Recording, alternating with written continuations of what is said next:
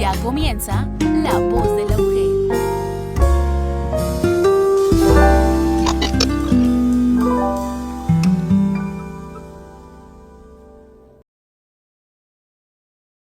Bienvenidos a La Voz de la UGED. El día de hoy nos acompaña un investigador que está a cargo del área de ictiología, pesca y acuicultura de la Facultad de Ciencias Biológicas de la UGED. Conozcamos a nuestro invitado de hoy. Mi nombre es Fernando Alonso Rojo, soy profesor de tiempo completo de la Facultad de Ciencias Biológicas de la Universidad Juárez del Estado de Durango. Soy responsable del Laboratorio de Ecología Pesquera, Ictiología y Acuacultura. Y el área de investigación que desarrollamos tiene que ver con peces de agua dulce y acuicultura. Bienvenidos a una emisión más de La Voz de la UGED. En esta ocasión nos encontramos con el maestro Fernando Alonso Rojo.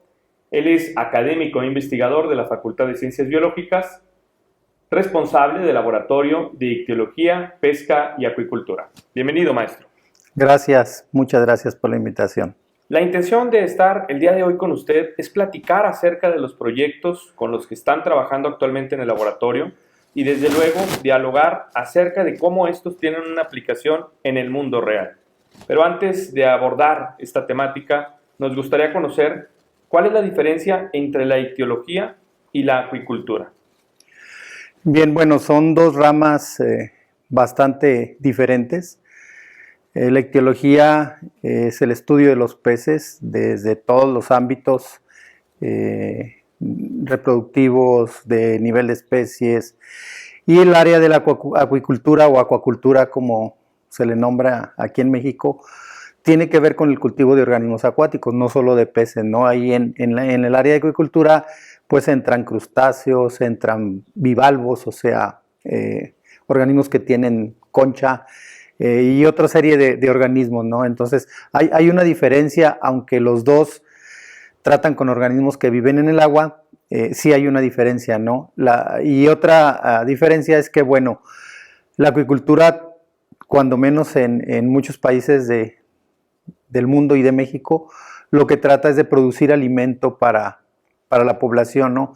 Que es un reto que tienen todos los gobiernos a nivel mundial, de dar de comer a su gente y sobre todo producir alimentos que tengan un alto valor nutritivo y bueno, aparte del valor nutritivo, que generen empleos. Muy bien, esa es la importancia, digamos, aplicada de conocer las características de los peces, entonces, y así como de otros organismos que se distribuyen en los ambientes acuáticos. Pero en el sentido neto de la ictiología, ¿nos podría platicar cuál será la importancia entonces de estudiar la distribución de los peces, sus características, su taxonomía, respecto a los proyectos que ustedes manejan? Sí, bueno, una de las ideas principales es, en el área de ictiología, primero conocer a las especies, las características de los lugares donde viven, sus ciclos biológicos, de tal manera de que esas especies las podamos traer a ambientes controlados y las podamos producir como un alimento para nuestra gente, ¿no? En México, desafortunadamente, muchas de las especies que se cultivan en agua dulce son especies que han sido introducidas de otros países hace muchos años, antes de que la legislación estuviera un poquito más rigurosa, ¿no? En ese aspecto. Entonces, sí necesitamos hacer estudios de nuestras especies para poder incorporar esas especies a nuestros cultivos, y bueno, son especies locales o son especies nacionales o nuestras, ¿no? Entonces esa es la importancia, ¿no? Además de que, por otro lado, tenemos lo que es la biodiversidad y debemos de conservar a nuestras especies. Primero debemos de conocerlas para saber cómo conservarlas, ¿no? Entonces ese es otro punto muy importante. Respecto a las especies con las que trabajan actualmente, ¿tienen alguna en particular o se ha repetido alguna en particular de acuerdo a la biodiversidad de la región? ¿Y cuál es la importancia o a través de qué proyectos se han involucrado en la investigación con estas especies? Bien, actualmente de las especies de ambientes naturales trabajamos únicamente en el área de investigación, esto es tratar de conocer a las especies. Pero en el área de acuicultura estamos trabajando pues con el grupo de las tilapias, que son varias especies que llegaron a México desde los años 60 más o menos. Y estamos trabajando en un proyecto novedoso para el norte de México, para todo el norte de México, que tiene que ver con el uso óptimo del agua. Esto es una tecnología que se llama Biofloc, y esta tecnología lo que trata de hacer es crear un microecosistema donde los procesos naturales se den ahí, pues, y este proyecto estamos validando la tecnología para poder implementarlo en productores de la región. La ventaja que tiene es que con la misma agua que empiezas es con la misma agua que terminas. Esto no requiere recambios de agua, ¿no? El hecho de crear flóculos, como su nombre lo dice, Biofloc, es crear pequeños aglomerados de microorganismos dentro del ecosistema, que cada microorganismo tiene una función. Y aparte de que cada microorganismo tiene una función, aparte sirven de alimento para los mismos peces, ¿no? Entonces es una tecnología novedosa. Ya tuvimos nuestro primer ciclo con resultados muy satisfactorios. Estamos por iniciar el otro ciclo. Utilizamos tilapia, pues es una especie distribuida a nivel mundial, es una especie muy aceptada por la gente, es muy resistente, es muy noble para la acuacultura, crece muy rápido y bueno, a la gente le gusta, ¿no?, el sabor de la tilapia. Entonces es lo que estamos haciendo ahorita con la parte de acuacultura, ¿no? Estamos validando esta tecnología, estamos incluso creando un pequeño manual para productores para que les sea más fácil la implementación. ¿Esta técnica de dónde la toman y dónde la están implementando actualmente? Bueno, esta técnica tiene 15, 20 años que llegó a México más o menos. No ha sido muy bien aceptada porque tiene ciertos requerimientos. Nosotros el otro maestro que trabaja con nosotros y uno de nuestros alumnos de posgrado tuvieron la oportunidad de asistir a unas capacitaciones en el estado de Jalisco. De allá nos trajimos la tecnología y bueno, lo que hicimos fue empezar a probarla, ¿no? Tuvimos algunos problemas, pero creo que los pudimos resolver a tiempo y con buenos resultados porque pudimos producir, de que trajimos tilapias de 14 gramos, esto es tilapias de alrededor de 8 centímetros, las llevamos hasta 400, 450 gramos en un periodo de 5 meses. Y otra ventaja que tiene nuestro estanque, pues, es que lo tenemos dentro del invernadero. Por algunas cuestiones administrativas, las tilapias nos llegaron previa a la temporada de frío. En general las tilapias son organismos que vienen de África, entonces son climas mucho más calientes, pero tuvimos muy buenos resultados porque como lo tenemos adentro del invernadero, el crecimiento no se detuvo, ¿no? Y no tuvimos problemas de temperatura. Entonces es lo que estamos practicando ahorita. Respecto a esta tecnología, entonces se podría decir que es óptima para poder producir alimento, en este caso pescado, a un menor costo, o es caro también producirlo bajo esta tecnología. La ventaja que tiene, no te voy a decir si es caro o es barato, pero la ventaja que tiene es que podemos producir grandes cantidades en espacios reducidos, ¿sí? No hemos terminado de hacer la evaluación económica del cultivo, sí lleva algunos gastos, incluso porque los aireadores tienen que estar prendidos día y noche, porque la demanda de oxígeno en el sistema es muy alta, no solo por los peces, sino también por los microorganismos, pero es una tecnología que cuando menos en nuestra área, que tenemos mucho tiempo de calor, con un sol bastante fuerte muchos meses del año, nosotros calculamos que podemos obtener 2 cosechas por año. Y bueno, estas cosechas, cada cosecha puede ser entre 800 kilos a 1 tonelada. Entonces, Si hacemos la suma, pues podemos tener hasta 2 toneladas por año en un espacio. Nuestro tanque mide 5 metros de diámetro y le caben alrededor de 21 o 22 mil litros de agua. Entonces, en espacios muy reducidos, podemos tener unas producciones muy altas en tiempos muy cortos. Pues suena muy interesante respecto a que es una tecnología que además eficienta el uso de los recursos, haciéndolo de alguna manera sustentable. Ante el desabasto de agua, pudiéramos tener en un espacio reducido esa producción de peces sin la necesidad de explotarlo directamente de un área natural.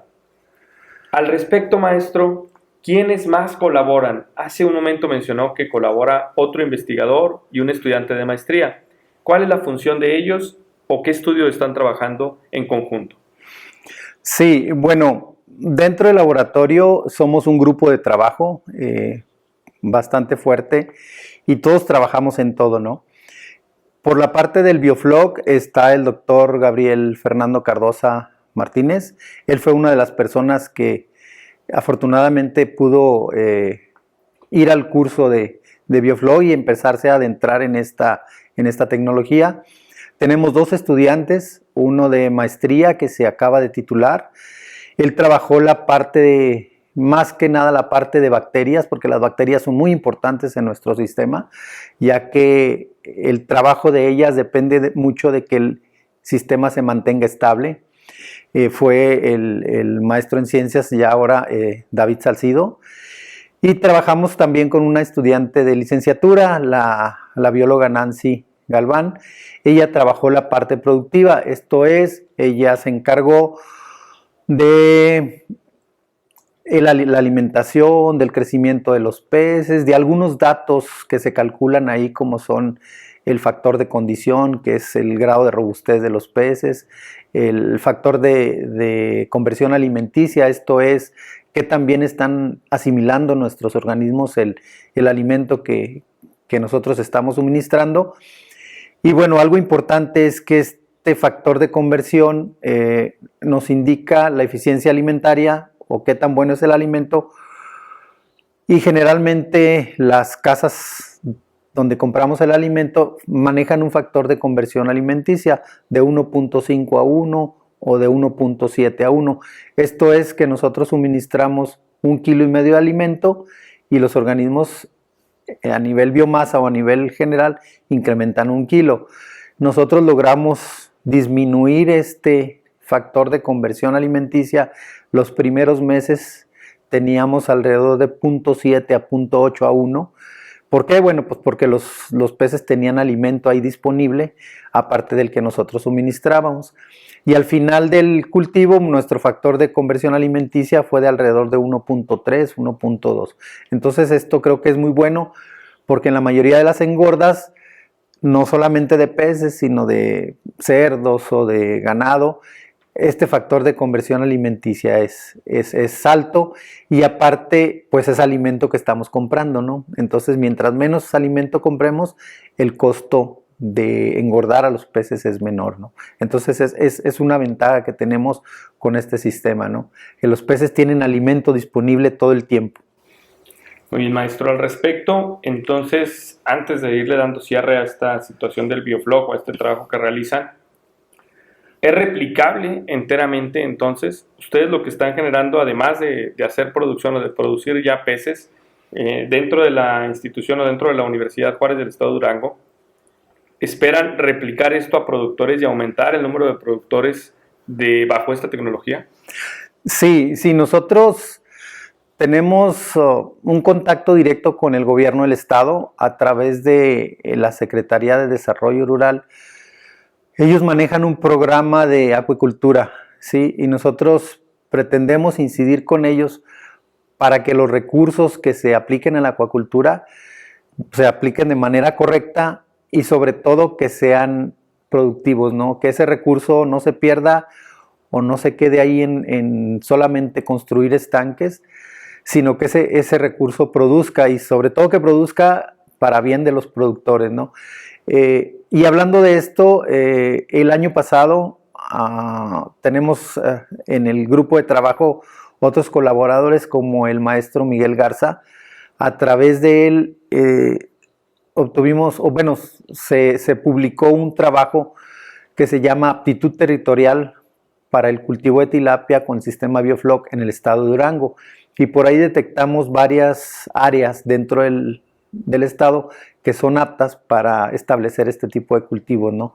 Entonces, creo que si podemos empezar a replicar de uno a uno de los productores, creo que puede dar muy buen resultado, sobre todo en la producción a nivel estado de peces. Y bueno, platicando acerca del área de investigación, no solamente es la aplicación de esto que se investiga, sino hay un trabajo previo. Y en este trabajo previo, ellos trabajan con ecosistemas o en ecosistemas naturales para conocer ya sea la distribución, la taxonomía, específicamente de peces. ¿Qué proyectos de investigación están desarrollando actualmente, maestro? Bien, ahorita atendiendo 2 estudiantes de posgrado y atendiendo el interés que tenemos por nuestro río, pues, que es el que tenemos aquí más cerca, el río Nazas. Tenemos un proyecto que abarca desde la parte alta del río Nazas hasta los canales de riego, donde el río ya está o viene a través de un canal encementado, ¿no? Lo que estamos estudiando ahorita, primero tiene que ver con las especies, aunque parezca raro y no parezca muy lógico, aún no conocemos todas las especies que hay en el río. Nosotros tenemos registradas alrededor de 25, 27 especies. La mayoría de estas no son de interés comercial, por eso la gente no las conoce, son peces de tamaño pequeño. Y bueno, el proyecto abarca desde la parte alta, que es el agua que viene desde la Sierra Madre Occidental, que llega a la presa de Palmito a través de 2 afluentes principales, que son el río Ramos y el río Sextín. Entonces nosotros estamos viendo la distribución de las especies a través de lo largo del río. Primero conocer cuáles hay, y este conocimiento tiene que ver, aparte de la cuestión taxonómica clásica, que es medir, ver algunos rasgos externos de los peces, la cuestión molecular, ¿no? Esta cuestión molecular tiene que ver con extraer ADN de los peces y, bueno, estar ciertos de la especie con la que estamos trabajando. Otra parte importante de nuestro trabajo es que los estudiantes están incursionando en un área que se llama diversidad funcional. Esta diversidad funcional tiene que ver con la función que tiene, así como su nombre lo dice, cada organismo o cada pececito de diferente especie dentro de un ecosistema. Esta diversidad funcional, hay que hacer mediciones de los organismos, de las aletas, de la posición de la boca, de la posición de las aletas, el ancho, largo de las aletas, el nivel de la columna de agua donde viven o donde acostumbran vivir, y muchos rasgos así, ¿no? Esto nos dice qué papel juega cada uno dentro de ese ecosistema. Y bueno, ¿por qué es importante? Porque si alguno de ellos tiene alguna afectación y por algún motivo, ya sea antrópico o no antrópico, es extinto o extraído del ecosistema, la función que estaba desarrollando él, pues deja de hacerse. O la otra es que alguna otra especie, ya sea nativa o exótica, venga a sustituir esa función, con algunas implicaciones para el ecosistema y para la población más bien de peces, ¿no? Entonces, es lo que estamos haciendo ahorita con los peces que tenemos aquí en el río. Hemos trabajado en otros ríos, en el río Sabinas, en Coahuila, también con peces de ambientes naturales, en el río Piaxtla, en Durango, es un río que nace en la Sierra Madre Occidental y desemboca en las barras de Piaxtla, en Sinaloa, en el río Urique, que es el río que va por las barrancas del Cobre, en la parte de abajo, y que también desemboca en Sinaloa por el lado de los Mochis, más o menos. Entonces, tenemos algunos trabajos en peces dulceacuícolas principalmente. Brevemente, como dato cultural, ¿qué especies nativas y endémicas tenemos en los ríos de la región lagunera? Bueno, en el río Nazas tenemos unas especies icónicas que son exclusivas del río. Tenemos un Cyprinodon nazas, que es un pez pequeñito, es un pez muy antiguo, mucho más que algunas otras especies. Este pececito es un ciprinodóntido, desafortunadamente está restringido al área de Peñón Blanco, al arroyo de Covadonga, ya no se encuentra en el río Nazas. Esa es una especie. Tenemos otro ciprínido también, o sea, ciprínidos es una familia, pues, es un pececito que se llama Notropis nazas, que también es exclusivo del río Nazas, ¿no? Entonces, y entre esos hay algunas otras especies más. Esos son endémicos, están en la norma oficial mexicana, incluso algunos de ellos están, por ejemplo, tenemos un bagre pequeñito también que es de la parte de Peñón Blanco, que es Ptalurus prisei. Ese incluso está en la lista roja de la Unión Internacional para la Conservación de la Naturaleza. Entonces tenemos muchas especies que son propias de nosotros, pues del río Nazas, y que creo yo que debemos de conservar y difundir para que la gente las conozca, ¿no? Y nos ayude a conservarlas, porque nosotros solos no podemos, ¿verdad? Necesitamos de la ayuda de la gente, sobre todo de la que vive en las comunidades cercanas al río. Muy bien, maestro. Entonces, eso nos lleva ya a la cuestión de la producción. Ya hablamos del bioflog, ya hablamos de la investigación, pero nos lleva a la producción a través de la pesca. También, como laboratorio, dentro de la Facultad de Ciencias Biológicas, que se involucra en la sociedad a través de diferentes proyectos, han colaborado para trabajar con pescadores. ¿Bajo qué objetivos y bajo qué características han trabajado y en qué estados? Sí, hace algunos años trabajamos bajo un proyecto financiado por la Comisión Nacional de Pesca y Acuacultura en todo Durango y en todo Coahuila.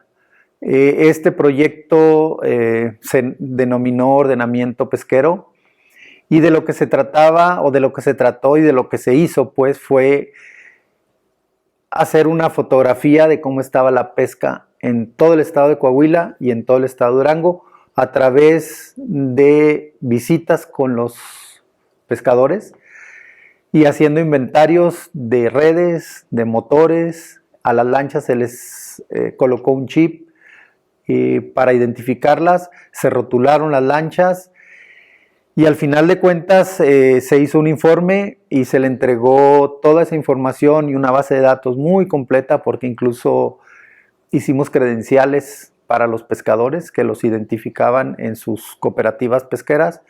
Todo eso se le entregó a la Comisión Nacional de Pesca en el estado de Durango y en el estado de Coahuila. Entonces ese fue un trabajo que se llevó alrededor de 6-8 meses.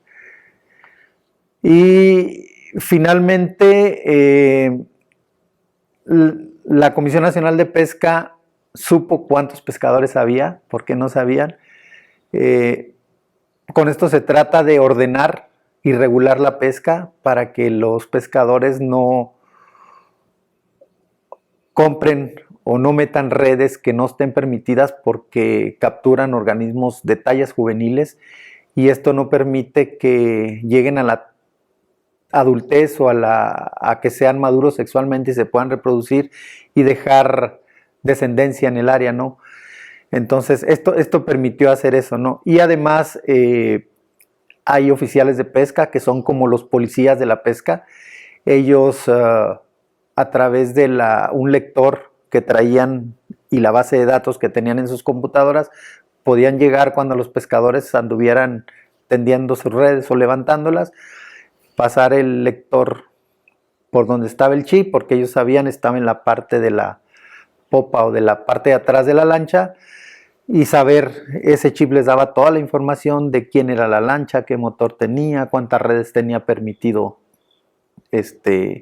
meter al embalse, las características del motor, el nombre de la persona, incluso hasta cuántos ayudantes traían, ¿no? Y los nombres de los ayudantes. Entonces, ese les digo, fue un trabajo que nos llevó un buen tiempo, pero creo que fue muy satisfactorio y sobre todo generó mucha información porque también vimos producciones, ¿no? Las producciones en los embalses.